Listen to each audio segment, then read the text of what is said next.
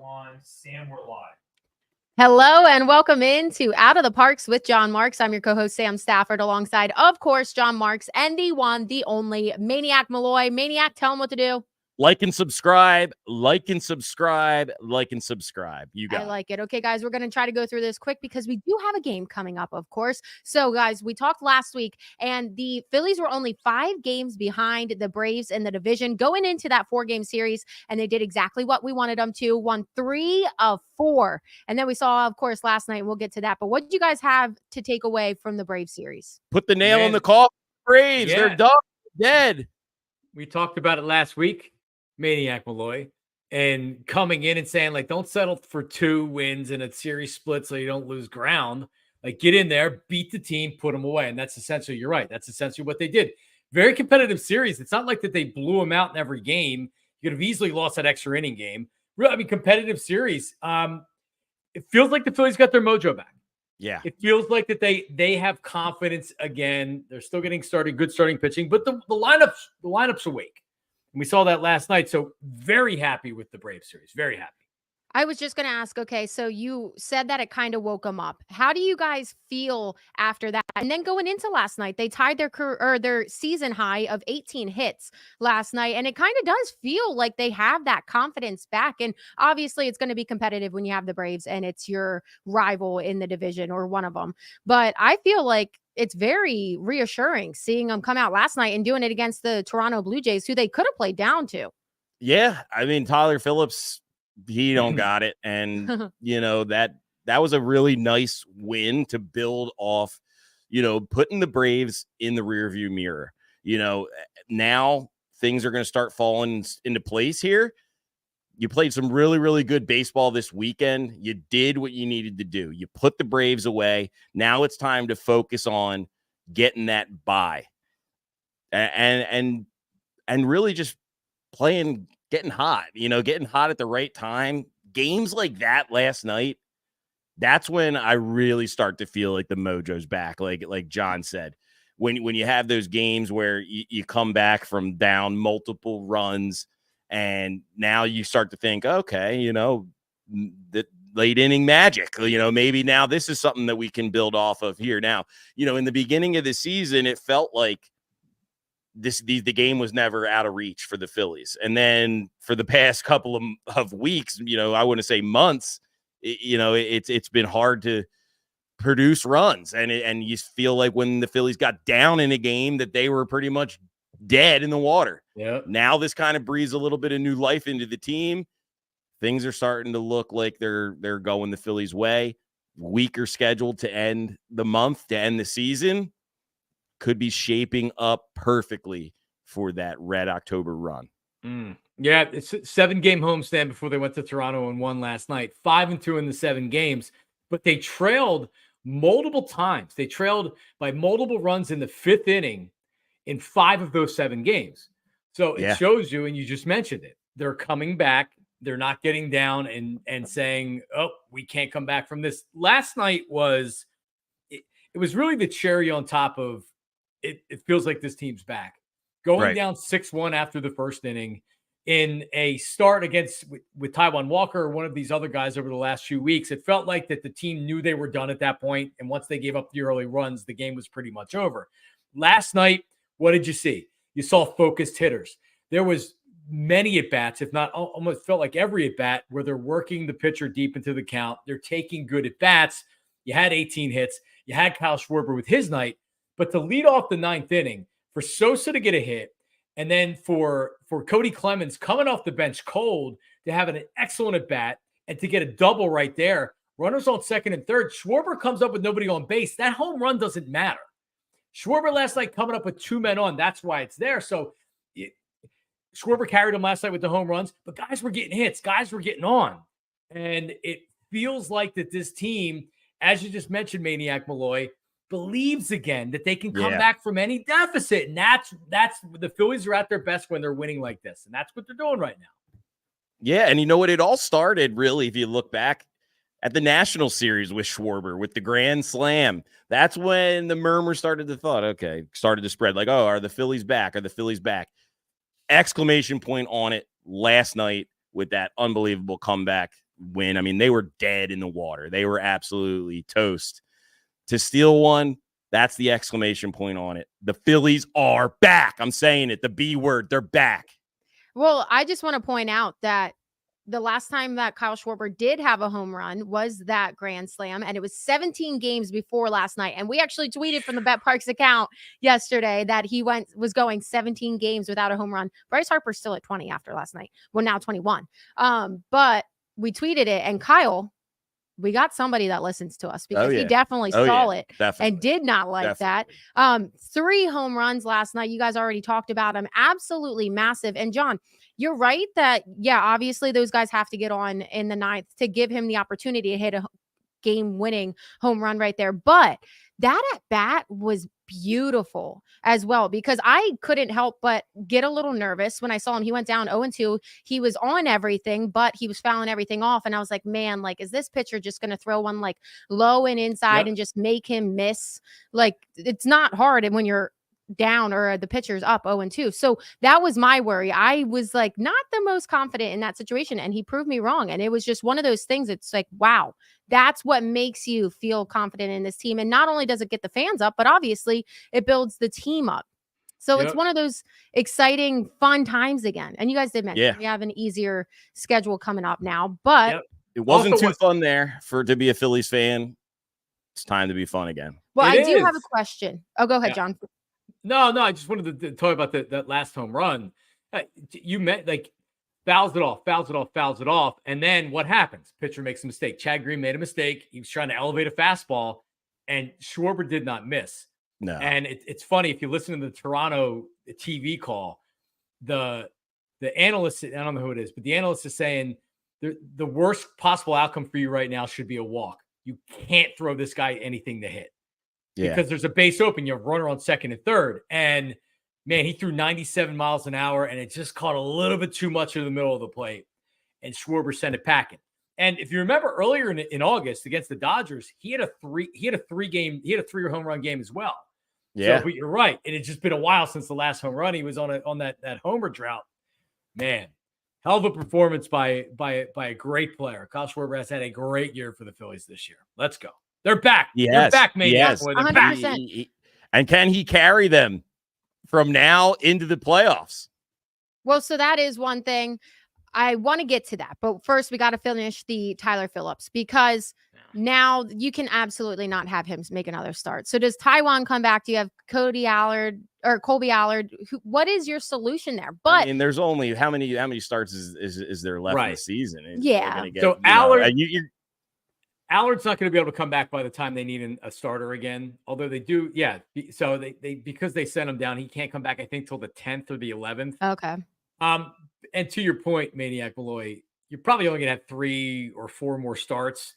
And I mean, at this point, you can go if Phillips is going to get bludgeoned like that in the first inning, put Taijuan Walker back in and have him go 3 innings. Just don't bring him out for the 4th, God. or have a reliever start it and then bring in Walker to work those middle innings. So it work like the 2nd, the 3rd, and the 4th. Yeah, that's what they're not concerned about this 5th starter right now. No, but it is interesting what they're going to do, because you guys mentioned it too with Phillips last night. The team really rallied around behind him and came back when they were down those 5 runs. And that's something we didn't see from Taijuan when he blew up his last start. The team kind of just stuck out. Interesting that you say that. And like I've said it about Taijuan the last couple of times he's gone out.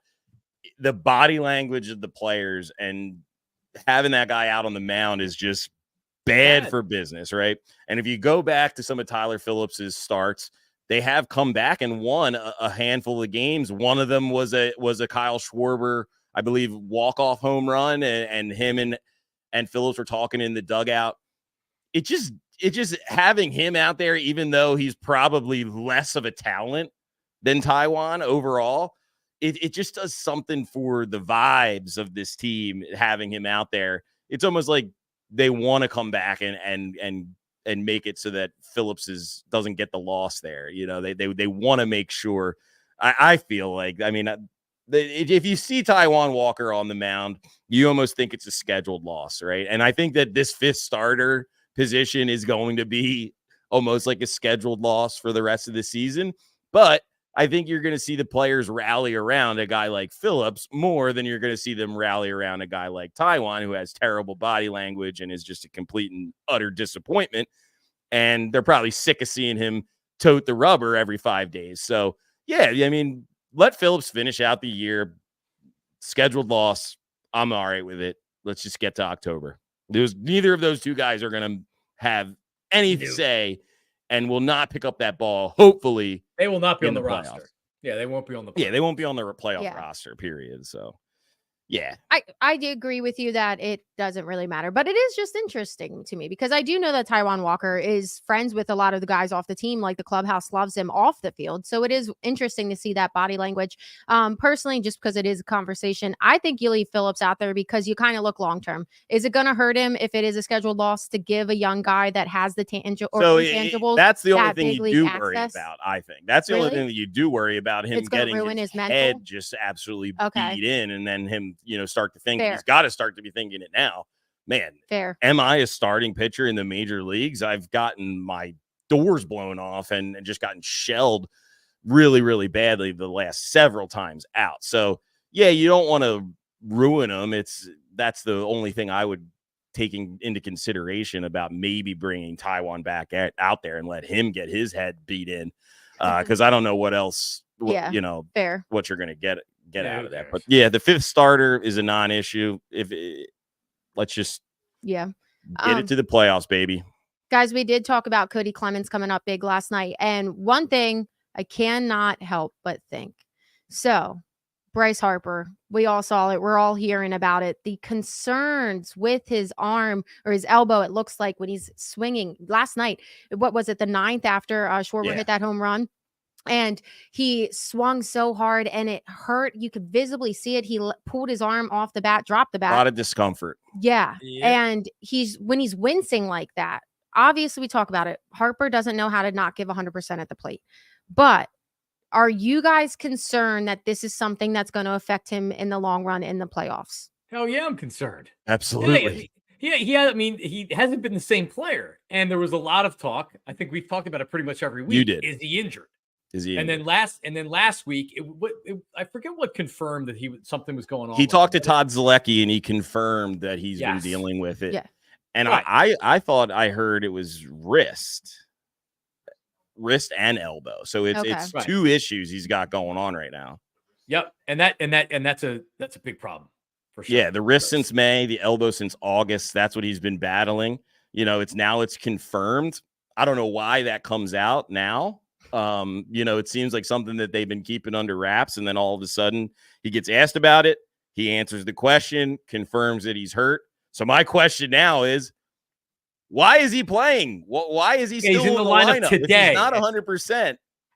And these games, I mean, they do matter, right? We're still, like I said, now the focus is now changed to getting that bye, getting the 1 or the 2 seed for certain. And I think the Phillies are a team that can really benefit from having that week off and making sure everybody's healthy and ready to go. But why not throw Bryce Harper on the IL right now? Give him a 10-day layoff here. Get him right, before the playoffs. And even give him 10 days prior to making that last push, if it comes down to it, for the number 1 and the 2 seed.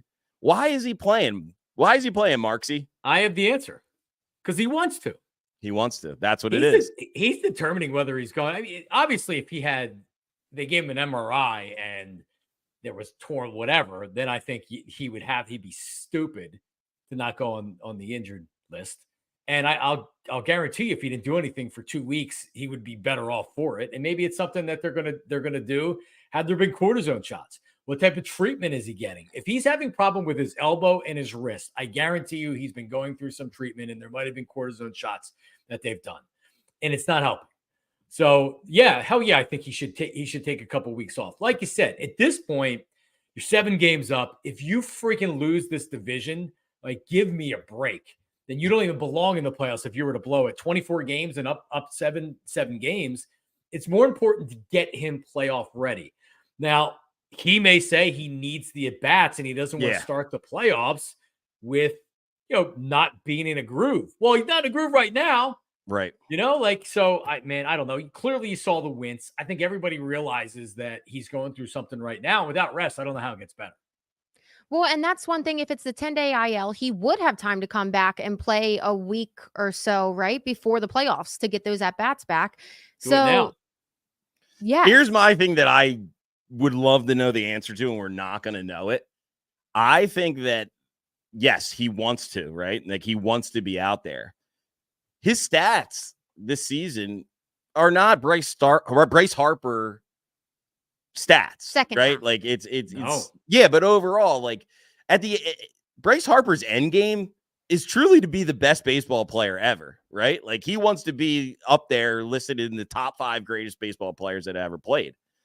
He can't do that if he doesn't have the stats to back it up, right? So there's, where it's like, okay, like, how hurt are you?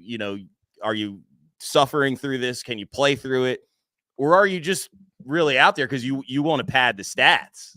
I would have a major problem with that, just because, one, the thing that his stats are missing that a lot of people put in the argument for why he's not one of the greatest right now would be because he doesn't have a World Series. So I feel like he would have to be smart in the fact that, like, dude, give up a September or whatever to make your team, help your team win those, because that's really all he's missing. To this point, he has those individual stats. Yes, he can have a down year. That won't hurt him, but he needs those team stats of winning. So to me, that would be very worrisome if that's his thought process, because it's like, dude, your team needs you. This team will not, at least I don't think this is a hot take, but this team will not win without a healthy Bryce Harper. True. No, I mean, without a productive Bryce Harper, right? Yeah. Remember beginning of last year when he came back to play earlier and like broke a record and how fast he came back from Tommy John? He had no power. He was hitting for average, but you're talking about like just like almost pathetic. It's like, what the hell? It's the elbow. As soon as the elbow started feeling better, second half of the season, dude's blasting home runs. He was hitting for power earlier this season. He has problems with the elbow or the wrist or whatever. What's happened? You're not seeing the same power numbers. So, I mean, it's not like he's hitting for an high average and you can have a trade-off of, well, he's still productive. He's just not hitting home runs. No, man, he's been very iffy for a while now. So if you look at the schedule coming up, after today, 4 in Miami, then you have 2 or 3 against the Rays, and then you have the Mets. So that's the next 3 series after this. The series against the Brewers would start September 16th. So even if he took 4 off against the Marlins, the Rays series, and the Mets series, that would get him back for at the Brewers, at the Mets, against the Cubs. And then you have the Nationals to end the season. And it's like he could maybe play in one of those games or take some at-bats in those games. So it still gives you enough time to get back into a groove. I just don't think it's very smart right now. If it's affecting as much as it appears to be, and you saw it last night, it's tough to recover when you're not giving yourself time off. So, yeah. And even like we already said, to put him in the very next day, like that was the 9th inning. Today's a day game, basically. It's a 3:00 game. It just makes zero sense against a team, the Blue Jays, that you don't need Bryce Harper to win. Yes, he had some hits last night, but you don't need him to win this game. Cody Clements is more than capable. Obviously, you can't fill a healthy Bryce Harper's shoes, but he could hold him over right now with Cody Clements in that spot.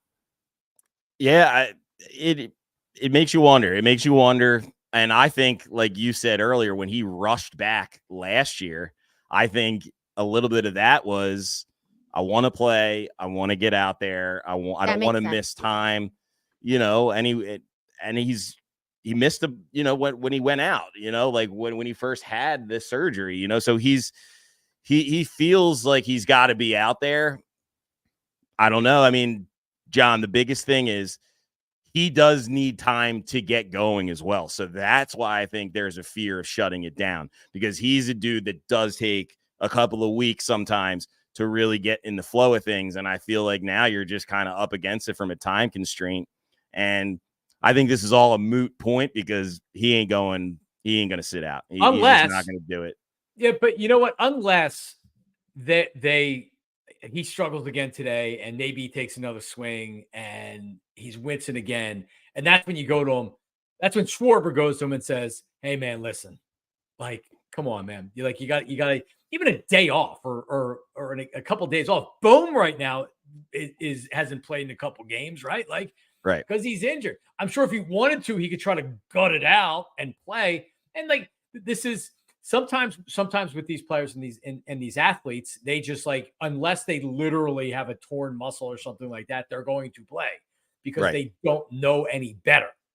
And Bryce has always felt like that guy. So, and it wouldn't be the worst thing ever to have somebody else come up, bring somebody up, get another guy going, get another back going. You know, last night you saw them trust in each other. You know, they passed the baton. They did the right things, and they just believed that the next guy up was going to do their job. Bryce, we got you. Go take a rest. We got guys that are going to step up here and hold the water from now until you get back. Who would be next in AAA? Derek Hall? Or is that over with? They haven't pulled up Hall all season. Yeah, I don't think they bring him. I guess you would just go with Cody. You know, Cody would play. You know, and he's not a bad alternative. You know, in a pinch. No, he's been good. You could bring up Dahl again if you wanted to. He's been hitting well in AAA. Scott Kingery has been putting up great numbers. You could but the Phillies haven't really shown that they want to bring him back up. And like, you have 24 games left. You have a 7-game lead. You have a team that has a ton of firepower and a ton of high-paid players. You can figure it out without friggin' Bryce Harper for 10 days or for whatever, right? Like, but he's got to get move. That's the move. That's the move. And we're not in there. We're not doctors. We haven't examined him. We don't really know what's going on. But I think it's pretty clear to everybody he's got an issue, and he should take a little bit of time off to get it resolved. Hopefully they figure it out. But okay, guys, moving on. I will say, just because Cy Young watch, yes, Chris Sale, unless something happens, he's going to win the Cy Young. Yada yada. Shut out last night. So whatever. You won't get any money. Don't bet Chris Sale. Okay. Moving on now to the Philadelphia Eagles. It's finally NFL football regular season, guys, and we'll see the Eagles just 2 days from today. Exciting. So we've been talking week after week. I want to know your game predictions. I have some fun props that we're going to talk about too, but just for game one, what are some game predictions? Is it a win or is it a loss? The Eagles are giving 2.5 points to the Packers. So they are currently giving 2.5 points to the Packers. Yep. Eagles lay the 2.5. I think they come out like gangbusters. I think they throw the ball all over the field. They have some matchups in the secondary that I think the Eagles can exploit. The biggest thing is, can you give Hurts enough time? If he's going to have enough time, he's going to pick them apart. I can see Jahan Dotson coming out of nowhere and having a big game, the new signing. A.J. Brown and Saquon Barkley, all going to have big games. And I think the Eagles take care of business, cover the 2.5, lay the points, take the birds. That's the Maniac prediction for week one. Yeah, I had thought that the Eagles as 3-point favorites was a very confident Eagles line. Now it's been bet down, I believe, down to 2.5. I think you could see it maybe even Eagles -2 by kickoff. So what is that saying? What are the Sharps doing out there? Why is that line moving? The one thing I worry about, and this is maybe a little bit more with the Eagles, but really across the NFL, that first week of the season is typically pretty sloppy because these guys aren't playing a lot, if at all, in the exhibition in the preseason games. So that first week or two is increasingly sloppy. Turnovers, penalties, etc. They're in Brazil. Like, I don't know. Like, you would think that with the firepower on this team, that this would be a high-scoring game. I don't know, man. Maybe they come out a little bit flat. Maybe there's a lot of turnovers or whatever. But with all that being said, I like the under, and I do like the Eagles. The Packers are a good team. Packers are going to be in the playoffs when it's all said and done, I believe, at the end of the year. But so are the Eagles. And I think it's more important for Jalen Hurts and this Eagles team and just showing the urgency. Look at how last season ended for the Packers. Yeah, they lost the game they probably could have won, or but they still, if you're a Packer fan, if you're the Packers organization, you're saying to yourself, like, all right, like, we're headed in the right direction. That was a hell of a season last year. If you're the Eagles, you've been thinking about how that season ended the entire year, the entire offseason. And Jalen Hurts has a lot to prove. And so does the rest of his team. And with a new offensive coordinator, I I am bullish on the Eagles this season, and I think they start off and they do enough to win the game. So I'll take the Eagles -2.5. I like the I Eagles. love that optimism. I'm a little hesitant, guys, because I was talking to you guys pre-show, and I just don't know. You're right 100%, John. You saying how we've had all offseason, they've had all offseason to just let that anger build and they're going to come out strong. I hope that happens, and there's very well it could happen. But my hesitation comes from the fact that we haven't seen anything, because obviously we haven't seen any preseason action of all of these guys. We have 2 new coordinators who I do believe in, but we haven't seen these guys under their control, and these guys might not know it yet all the way. And then also we've seen the Packers. Jordan Love did look good in the preseason snaps that he got. There were very few, but he looked good. So it is just that question mark. And then you flew there and all that stuff. So I don't know. I think I'm going to take the Eagles to win, but not with the point spread. I think it could be very close. You have 2 really good offenses going into this game. So I think it is going to be close in that. And I don't know, what is the over-under? That's the one thing I didn't look at, because I think it's going to be somewhat high scoring. I could very well see John says low scoring game. Sam saying a high scoring. I could see a 28-27. Well, the over-under on Parx currently for the game on Friday night, 49. So I would beat that. Yeah, so I'm going 28-27 would be my score prediction, which I'm going to ask you guys now. Think about it. But yeah, so 27-28, that would be 55. So yeah, I'm way over. So yep, you're over. I might be a little off. I think, just to kind of piggyback off of what John said here too, like what the Eagles went through last year, where the Packers are now. The Eagles can change the perspective from a national standpoint on this team in one game. They can stave off all the Nick Sirianni drama and all the drama from last year and kind of put that in the rear view in week 1 and leave that drama in Brazil. Because if they come out and they whack the Packers, man, everything is going to be right in Eagle land, and everybody's going to be kind of starting to quickly forget about what happened last season, and the hype train will start to take off, especially if you come out and you really smack the Packers. Yeah. Yep. And I think that's what's going to happen. So my prediction, 34-17 Eagles. I would love that. Slide. I would love that. 34-17. Heard it here first. I wouldn't be surprised or shocked. The Eagles have a high-powered offense. I mean, I don't think we haven't really even talked about this. They have Saquon Barkley as their running back now. I have it pulled up right here. I know Zach Berman, PHLY. He dove deep into Saquon. He talked to, I think it was his high school coach, but this is a guy that like Miles Sanders was fine. He was a productive Eagles running back. They have an elite top talent. Now he's got to stay healthy and he's got to do it. But if you have an offensive coordinator that looks at all these pieces and says, "Oh man, I know what to do with this stuff," you're talking about, if not the top offense in the league, one of the top 3 offenses in the league. So scoring points better not be an issue this year. It's a matter of how good can the defense be. Do they have enough? Do these young kids, the young Georgia kids, because this was the plan by Howie Roseman. Let's just draft everyone from Georgia. Everything will be fine. All right, these guys better be able to play now at the next level. So, but I'm excited for the offense. They should be really, really good this year. And let's hope Friday night they start it off. Well, you speaking of defense, speaking of Georgia, Devin White is not making the trip to Brazil, which means that Nakobe Dean is going to get an opportunity here. He's going to wear the green dot. He's going to call the plays on the defensive side. I didn't see this one coming at all. Nakobe Dean.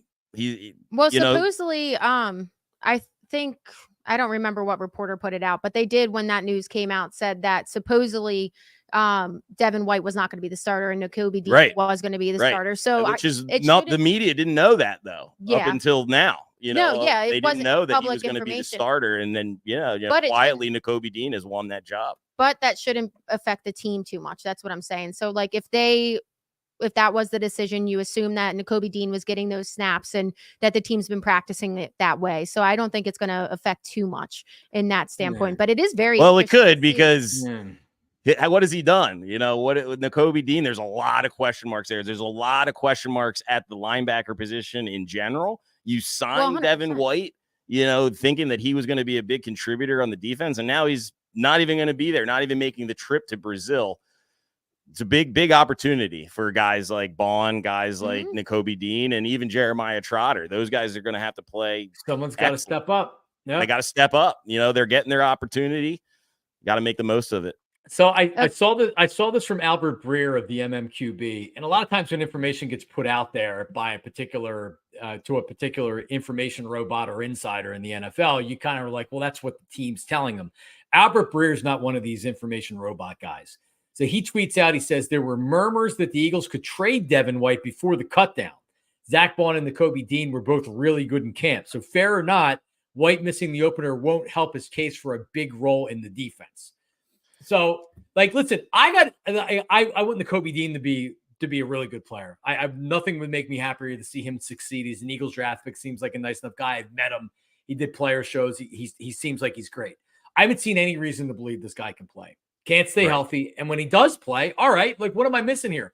He doesn't stand out. You don't know his jersey number. You don't see him making a lot of plays.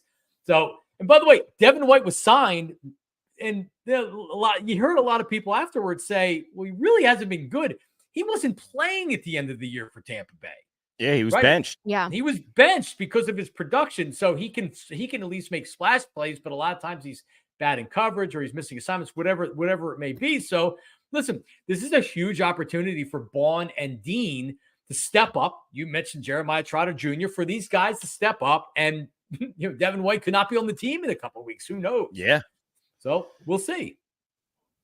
Okay, guys, we're going to try to run through some of these props for the season. So, John, you did mention Saquon Barkley. So that's one thing a lot of people are wondering. With this offense, you have Jalen Hurts who can run, he can pass, then you have those weapons that he can throw to. Where is Saquon Barkley going to work out in this? So over under total rushing yards at 1,025 and a half. Wow. Over under, guys. Yeah. Over 1,000-yard season for Barkley?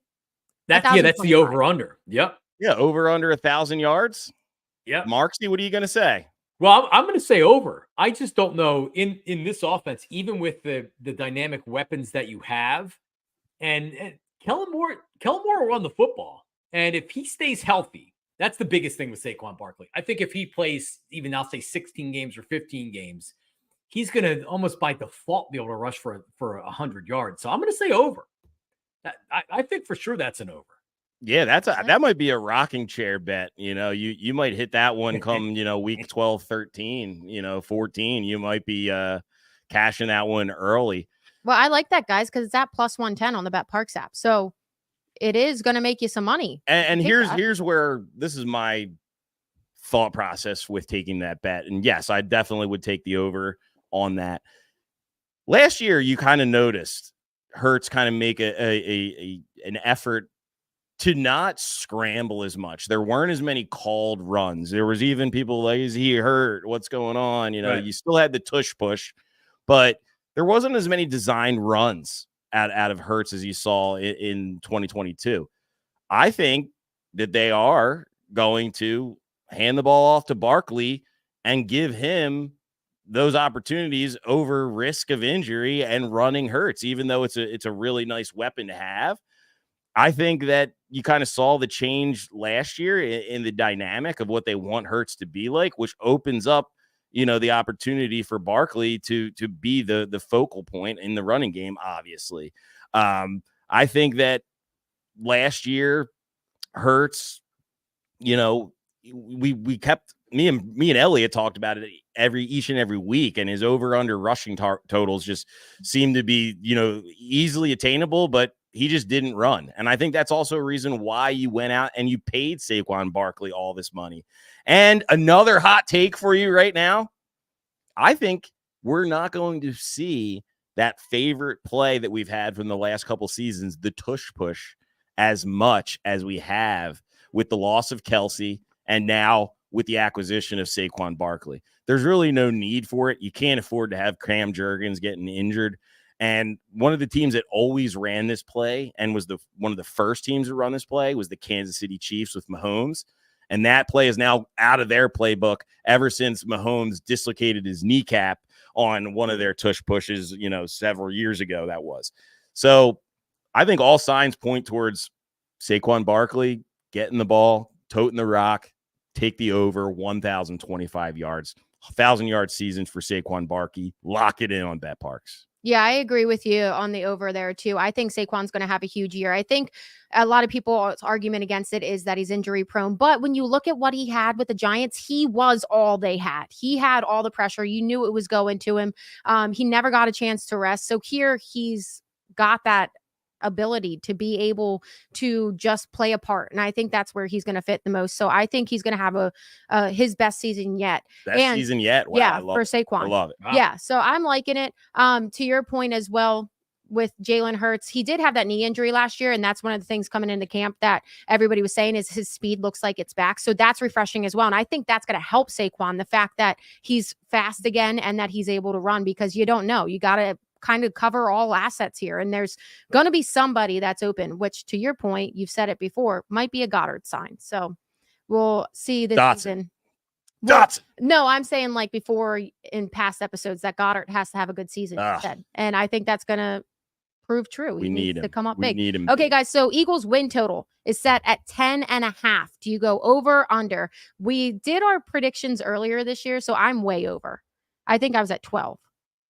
Marks? Yeah, I mean, it's a good number, but 11 would be what my official prediction is, 11-6. So the one thing with that 17th game that sucks now is that it's year to year, it's less likely that you need it. Like it's already decided whether or not so you could be sitting at 10-5 and not need that last game, and you end up losing because the Kenny Pickett's out there sticking up the place and they lose the game. But I like 11-6. I think this is going to be a tight division. Washington's going to be better this year than a lot of people probably think. I think they're a wild card contender. The Cowboys are going to be good this year. So I go 11-6. They win the division. I got 11-6 too, John. I'm right there with you. But these first 4 games of the season are really going to dictate how achievable that over under is, and you got to start fast in Brazil. If you win that one and you rattle off 3 in a row and you're sitting at 4-0, look out. Yeah, that's something that we haven't talked about too, is the fact that week 2 when are the Falcons? Week 2? Week 2. So they have that. And once again, it's a Monday night football game and it's Kirk Cousins. So that's going to be interesting. We seem to knock. Yeah, the only thing about that game that makes me nervous, not to get too ahead of ourselves, but yeah, we have Kirk Cousins' number in prime time. It's like, you're kind of like, okay, like he's got to win one of these games eventually, right? Yeah, it is something. We'll talk more about it. But okay, guys, talking about Jalen Hurts and rushing, Pat. Over under 575 yards rushing this year. Well, I'll just answer that one quick. Under. I'm taking the under on that. Like I said, I think they're making an effort to alleviate that, or kind of take that part of the game out of the game for Hurts. And I think why even risk it unless it's, a no-brainer play action rollout? I don't think you're going to see as many designed runs. I think you saw him kind of get away from running the ball as much last year. And I think 500 yards, although it's not too crazy to think about, but with the sacks and negative yardage there, I'm definitely taking the under on Hurts's running yards this season. I'm taking the under. So last year, 605 rushing yards, 760, 784 the years before that. I almost think by default, he goes over the number. And I agree with everything that Maniac Malloy is saying. It would be wise for the Eagles to use him a little bit less in the rushing game. So when you do use him, he's able to really take advantage of it. The last thing you want, and Jalen isn't reckless. If you remember Mike Vick, when he would run, he'd be reckless. He wouldn't go out of bounds. He wouldn't slide. He said he didn't know how to slide. And he would take big hits. Jalen's not doing that. But anytime you put the quarterback and he's out there running, there's opportunities to hit the quarterback. And whether or not his fault, you can't avoid contact sometimes. So, and And I actually think it makes a lot of sense from a quarterback standpoint. And I'm talking about from Jalen's perspective here, where you start off, you're not known for your passing when you come out of college. And each year you're in the NFL, you're developing as a passer. Then you get the big contract. So you get the big contract. Now you want to be known as a quarterback, just not a guy out there running around that can also play quarterback. So I think in the natural evolution of being a quarterback in the NFL, you saw this with Donovan. Problem was Donovan McNabb wasn't a good enough pure passer to where when he lost the ability to run and to get away from pressure, he wasn't the same player. So I think you are going to see the continued evolution of Jalen Hurts, the passer, and less of the rusher. But it's still almost an easy number to just by mistake, he may run for 500 yards. I'm going under, I think, with it. Okay, guys, we're going to run through these. So with those answers, over under 9.5 rushing touchdowns then. Again, I'm going to go under. I don't think that you're going to see the tush push. I really don't think you're going to see the tush push this year. I wouldn't be surprised if it's not a part of the playbook as much this year, which is going to, alleviate, which is going to get rid of all those, what do they call them? The scavenger touchdowns that he gets from the 1 yard line. And plus, you got Barkley now. Hand the ball off to him. Let him get in the end zone. Let him feel good about himself. Agreed. John? Last 3 years, he has 38 rushing touchdowns. Jalen Hurts. 38. 15 last year. Now, a lot of them were on the tush push, and I think we all agree that they're going to get away from doing that as much. It was actually pathetic last year how much they used it in short yardage and touchdown situations, goal line situations. I think it's going to be close. I would take the over again, just by almost default. He's going to get 10 touchdowns. I also want to note last year they did refuse to absolutely use DeAndre Swift or any of the running backs when they did good. So it's unbelievable. That's one thing I'm excited to see again is the run game. Okay, total passing yards over under 3,600 yards. Over. How could you not? It's man, too many weapons not to throw. If he stays healthy, he's been over that the last 2 seasons. If he stays healthy, I'll take over. Agreed. And with that 21.5 passing touchdowns, I go over. Absolutely. You got to go over. You got 21 and a half. So you'd have to, between the two starting wide receivers in Dallas Goedert and Saquon Barkley, that should be over right there, right? Literally. Well, so with that, let's go to AJ Brown, and he's got total receiving touchdowns set at over under 7.5. Just 7.5 touchdowns for AJ Brown. Yeah. Receiving touchdowns. Give me the over. I'm taking the over. Mark is trying to tell me under on this. That's screaming. I was thinking that's my concern about it. Our producer, Mark Feldman, said too many weapons. And that's where I'm kind of iffy on those because how are they going to disperse those? AJ, I could see, and Devontae, I could see him getting those deep, far down the field passes and then not getting a touchdown necessarily. So he had 7 last year. 7 touchdowns. I was going to say 7. 11 the year before. Super Bowl year. I think you're going to see this team look like the 2022 Eagles a lot more than you're going to see them look like the 2023 Eagles, which would, that's an AJ over then. If you believe this is a Super Bowl type team, he's going to have double digits. Yeah. That's what I'm thinking. Receiving yards for him is 1,275 over under. Man, last year 1456, the year before that 1496. So that's another one, barring injury, missing a couple games here and there, should be an easy over. Yeah, but I think Feldman's on to something here. The over under numbers are telling you he's not going to have the same kind of year that he had last year. A 1,200 and some odd yard over under. He's had nearly 1,500 yards each of the last 2 years. You got to think too. You're going to want to get Barkley in the game. You want to get him going. You want to get him lathered up and give him his touches. And those are going to take away touches from AJ Brown. But let's be honest here. He's hit almost 1,500 yards in the past 2 seasons. The only difference is you had Swift last year versus Barkley. You still wanted to get Swift touches in the game. You still, you got Devontae Smith. I know that he's going to take away some of his, his targets, but he's still the top 3 wide receiver in the NFL? Yes. I think you still got to get him the ball a lot. I think that people might be looking into the Saquon Barkley thing as maybe that's going to take away opportunities, take away targets. But man, it's AJ Brown, dude. And they definitely have a connection. New coordinator, got to go over. Looking over at Devontae Smith, just because we're varying that 7.5. His line is set at 6.5 total touchdowns. What do you guys think about that? I'm going to go 6. It's tough. So I would go under because I'm predicting that he'll have 6. 6 TDs. Yep. He's always good for like a game where he has 2 touchdowns in one game. Yeah. You know, like, so, you know, you have 2 of them. You have two touchdown games. You already have 3 4, more. You're over. You know, like I'll go over. Yeah, I think over for a lot of these because I think the offense is going to be a lot better than it was. And a lot better. I agree. And this receiving yards actually is kind of shocking. He's set at 1,000 flat. I think he beats that 100%. Yeah, I have a hard time believing outside of injury that AJ and Devontae aren't over 1,000 yards, both of them. There's enough yardage to go around, even with Saquon Barkley. So you figure Saquon's he's gonna get like 400 or 500 yards receiving yards easy, right? If he's healthy. So right, where does that come from? Because it's hard to take it from Goddard because he's not getting as many targets as he probably needs. So, I mean, I guess that the logic behind it is if Saquon's sucking up 400 or 500 yards in the receiving game, it's coming from somewhere. And it's coming from AJ and it's coming from Devontae. I still go over. Same. Yeah, I go over.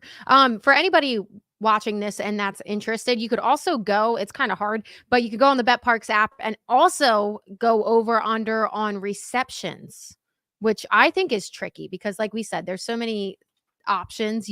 That one's hard to me. Okay. And we're going to wrap this up with NFC East over under win total. So Cowboys, we're all over at 10.5 for the Eagles. Cowboys are set at 9.5. I think they at least win 10 games. Yeah, I agree. Marks is big on the Cowboys. Marks is high on the Cowboys. He's saying, don't forget about them. I'm a big 9.5. Let's take the over. So we're all over. I'm with that. One team on here that I definitely would look at out of the 3 teams in the NFC. You got the Cowboys, Commanders, and the Giants. Commanders are sitting there at 6.5. I like their over. It's at -121. The under is at +100. I think the Commanders win some games this year and are a lot better. 6.5. Way over. Tough.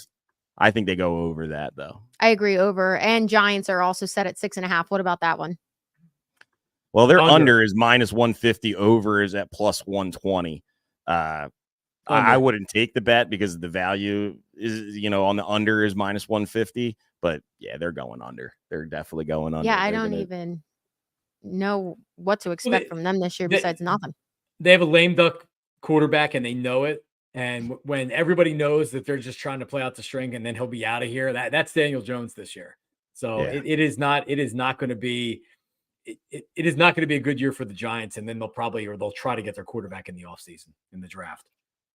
Insane. He's making $40 million a year, but I know, must be nice. Before we wrap this up, any concerns from you guys for the trip to Brazil for the players' safety? Just because we did hear them come out say how you have to be careful, don't leave the hotels, blah, blah, blah. I think this is totally, completely way overblown. You're already seeing it this week in the media, the whole wearing green thing and the rival soccer team that they have there. That's all bogus. It's all a bunch of baloney. I don't think you have anything to worry about over there. This is a business trip 100%. And I think that's just kind of what we've heard this week in the media is that the Eagles wanted to make sure everybody knows that what you're doing here is we're going down there to play a football game and come home. And that's that. I wouldn't be worried about any player safety at all. I think that's being completely overblown. Completely. Yeah. I mean, Elliott has not been kidnapped yet. He has been in Brazil for a few days now. He's been all right. It's wise by the Eagles in the NFL because they may target players. That's like, hey, we're just going out to dinner. Well, that's a bad idea. Look what happened in San Francisco, for crying out loud. Exactly. You don't need to go to Brazil to get robbed if you have a Rolex on. So it's just smart for the teams and for the NFL to be like, listen, you're not leaving the hotel. You can deal with 2 days of hotel food. Eagles are bringing in a bunch of stuff so they can have stuff to do at the hotel. They'll be fine. I'm worried about Eagles fans in Brazil that maybe have a little bit too much to drink and then start wandering the streets. And God knows, Oh, yeah. God knows, that's the last place I'd be this weekend or the next 2 days as an Eagle fan in Brazil. I So don't know if be it's careful. the new mom in me, but I'm nervous for him. I already saw some of the wives like post like cheers, we're leaving. And I did notice they all have like their rubber rings on. So they're being Oh, smart that way to really? your point. Yeah, so Smart. you have to be cognizant of that. And Cognizant. yeah. So inside joke. But yes. I am nervous for it. Like you said, Fear John, like mongering. You're giving into you're the right. fear mongering, Sam. Don't give in. They always get me. I told you guys I'm terrified of mosquitoes now with all these illnesses too. Oh my Man, the news is God. a scary place right No, now. Don't watch. but Maniac Malloy, you absolutely hit the nail on the head with the people actually believe that they're not allowed to wear green Yeah. because of the It was stuff. said Like, that it was banned. It was never banned.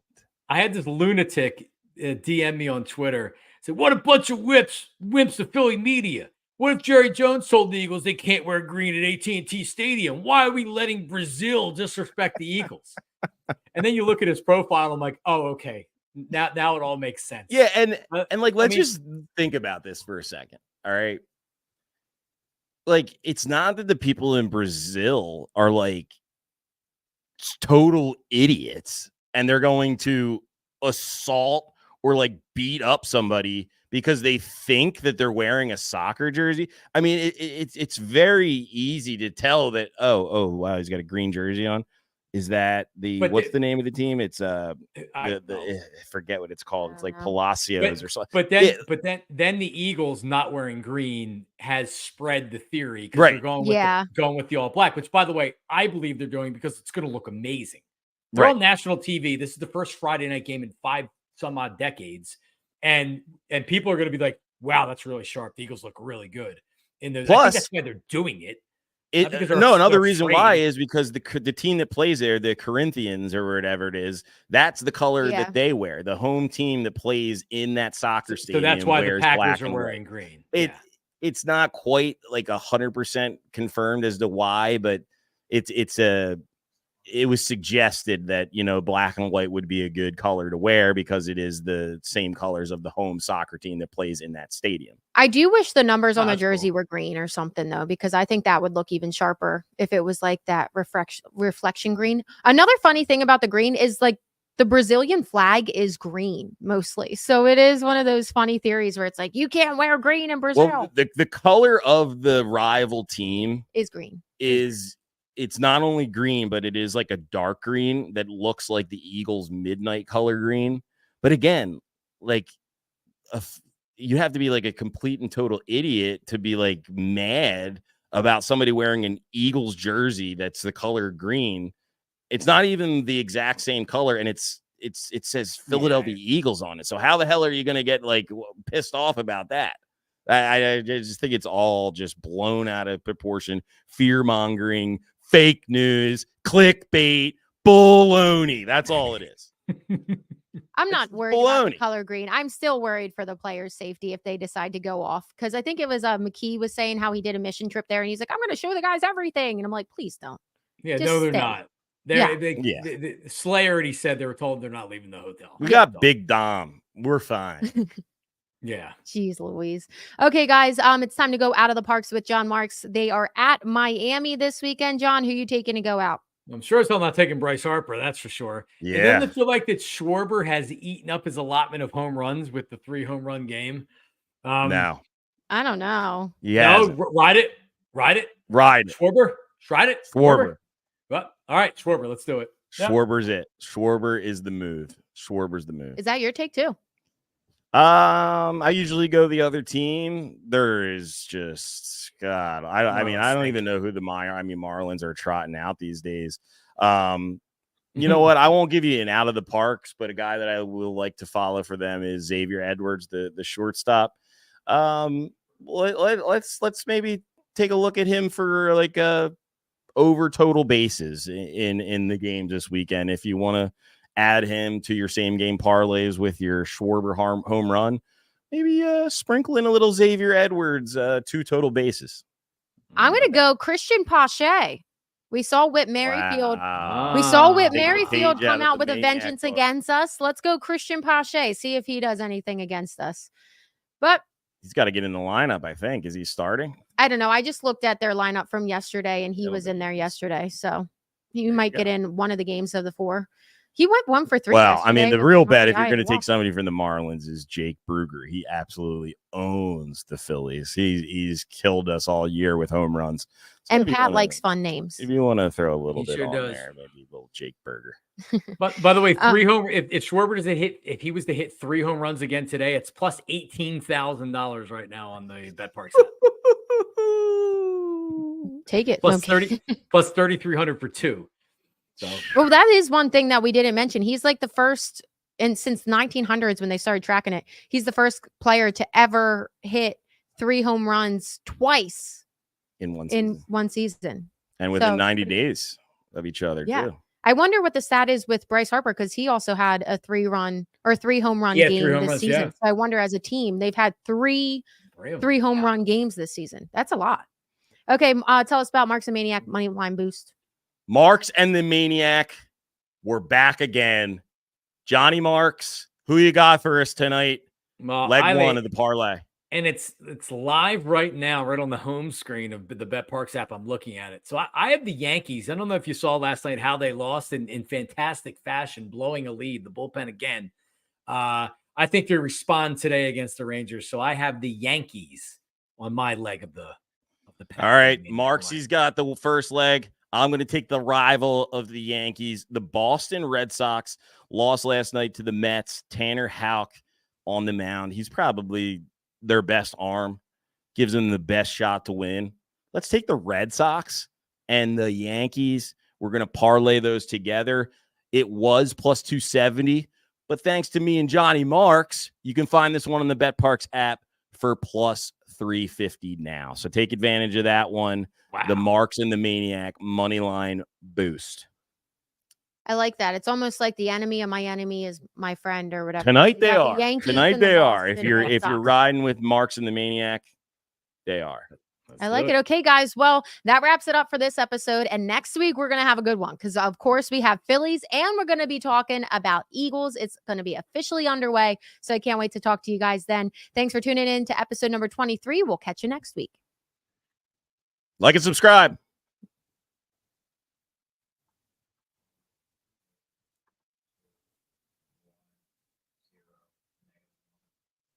What are you doing, Mark?